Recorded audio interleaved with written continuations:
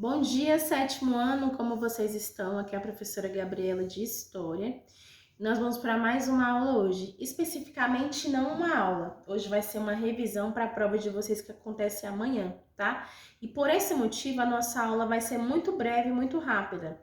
O meu intuito aqui nessa aula de hoje é colocar para vocês os conteúdos que vão cair na prova, as páginas do livro e dar uma pequena explicação a respeito de cada conteúdo e deixar o restante da aula de hoje livre para vocês conseguirem estudar para a prova, tá? Então, gente, lembrando que eu coloquei os conteúdos de vocês da nossa prova de história lá no campo de mensagens na plataforma, tá? Então, os conteúdos já estão lá, mas eu vou colocar aqui, recapitular mais uma vez para que vocês consigam ter acesso novamente.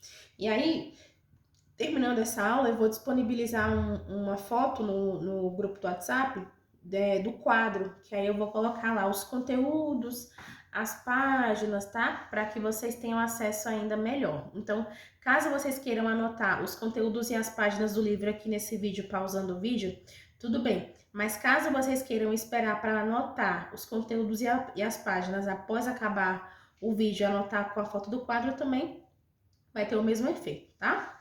Então, gente, é o seguinte, a prova de vocês, ela vai falar a respeito dos conteúdos de história sobre o financiamento da burguesia nas artes, segundo conteúdo, produções artísticas e terceiro conteúdo, obra do Leviatã. Vou explicar cada um para vocês. Vocês vão encontrar esses conteúdos aqui nas páginas do livro didático de vocês, entre as páginas 17 até a página 23.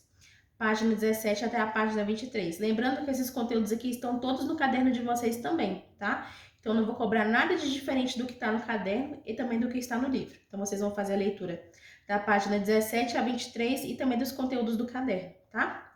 Primeiro conteúdo aqui, a respeito sobre o financiamento da burguesia nas artes. Lembra? Galera, vocês lembram que eu tinha falado para vocês que a burguesia, nesse renascimento cultural, artístico, científico, a burguesia, ela foi uma das principais incentivadoras financeiras desse movimento artístico. Por quê? Na era medieval, as artes, a ciência, elas estavam todas voltadas para Deus, para a divindade. Por isso era um momento de teocentrismo, né? E aí, quando você tem a mudança da era medieval para a era moderna, o foco agora passa a ser o ser humano. Então, os artistas começam a pintar o ser humano, os artistas começam a ver a ciência a partir do ser humano. Você começa a ter cientistas pensando na evolução das espécies da era primitiva e não mais de Adão e Eva. Então você começa a ter um momento e um movimento voltado totalmente para o ser humano. Então agora tudo parte do ser humano: a ciência, a arte, a religião, a cultura, o pensamento crítico. Tudo agora vai partir do ser humano. E aí, turma, o seguinte: quando você tem essa mudança da era medieval para o Renascimento, a burguesia também acompanha isso. Se na era medieval a burguesia era um aliado do rei, se na era medieval a burguesia eram os comerciantes, agora no Renascimento a burguesia cresceu muito e ela vai patrocinar e financiar esses artistas que antigamente, na era medieval, eles pintavam as divindades, os santos, Deus, Jesus, os anjos, etc. E agora, no Renascimento, esses artistas passam a pintar os seres humanos, as coisas que remetem aos seres humanos e também pintam algumas obras de santidades. Lembrando, turma, que as pinturas que esses artistas fazem a respeito dos seres humanos, das coisas que estão vinculadas aos seres humanos, são pinturas chamadas de mundanas, porque são pinturas sobre o mundo. E as pinturas que eles fazem sobre os anjos, Deus, são pinturas divinas. E aí, nesse momento em que a burguesia passa a patrocinar esse movimento artístico, qual que é o motivo dela patrocinar esse movimento artístico?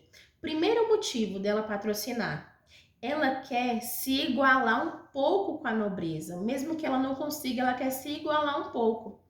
Segundo motivo, se esses grandes artistas passam a pintar figura de burgueses, esses burgueses passam a ficar conhecidos no meio da nobreza. Então eles começam a crescer um pouco mais. Não é crescimento apenas financeiro, é crescimento também de status. Então eles não estão nesse momento do Renascimento se importando apenas com o financeiro, em ganhar mais no comércio. Nesse momento do Renascimento, os burgueses também querem ter uma visibilidade maior. Nesse momento, os burgueses também querem estar parecidos com a nobreza nesse sentido de visibilidade. Então, eles começam a financiar as artes por esses motivos, tá? Segundo ponto aqui da nossa revisão, fala-se sobre as produções artísticas. Então, foi como eu acabei de explicar. As produções artísticas, elas mudam da era medieval para a era moderna.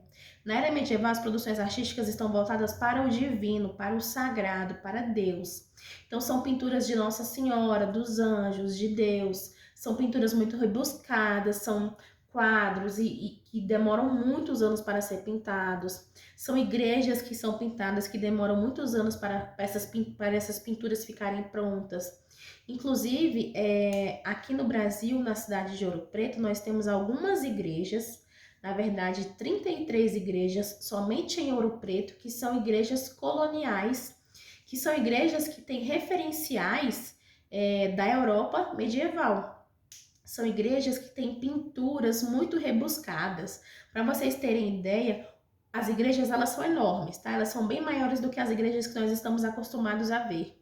Mas essas igrejas, elas tinham tetos enormes, e esses tetos das igrejas, eles eram pintados em torno de 4 anos. Imagina só, um teto da igreja ser pintado por 4 anos com muitos detalhes. Então, é uma arte realmente voltada para o divino, para o sagrado. As pessoas se especializam nisso. E quando você tem essa mudança para o Renascimento, agora os artistas vão se especializar em pintar o ser humano, em pintar o homem, em diversas formas, fazendo diversas coisas, tá? E para terminar, nós temos aqui a obra do Leviatã. Gente, a obra do Leviatã, ela trata-se de um pensador desse Renascimento, né? E essa obra do Leviatã, ela traz justamente a respeito do egoísmo do ser humano. Nessa obra, ele fala que o ser humano ele é muito egoísta.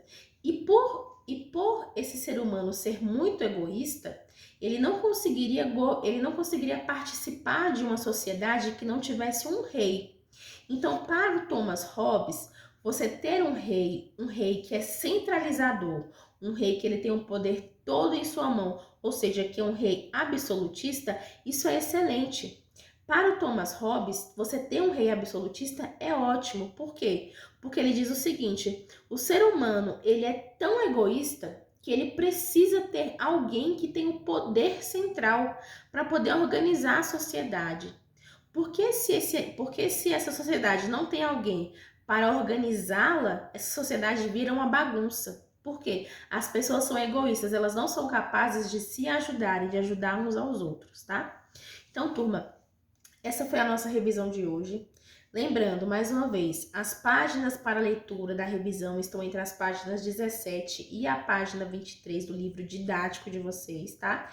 E também os conteúdos estão no caderno.